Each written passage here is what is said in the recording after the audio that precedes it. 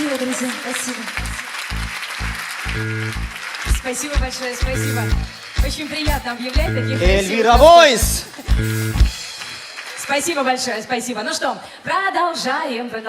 Для нас честь с Резваном объявлять следующих исполнителей. И поскольку он немного ближе знаком, да, с творчеством следующего певца, я думаю, что ему и достанется честь его объявлять. Мне кажется, она так намекает, что я чаще хожу на свадьбы. Я пошутил. Так, вновь становимся серьезными.